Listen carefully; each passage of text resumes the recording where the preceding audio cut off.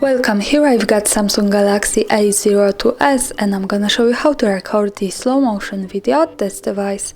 So let's start by tapping on the camera button here to open it, and for now we are in the standard photo mode.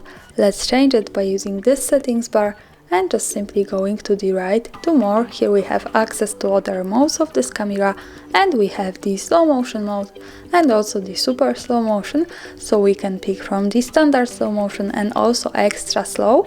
Now let's stay on the standard. By tapping on it we get access to it, and here by using this big button at the center we can start recording this kind of video. So let me start to show you how it works.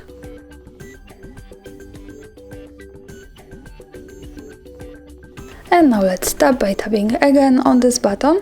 To see the video, let's move to the left corner at the bottom to this one. Here we get quick access to the gallery, and this is our slow motion video. And that's all. Thanks for watching, subscribe our channel and give the thumbs up.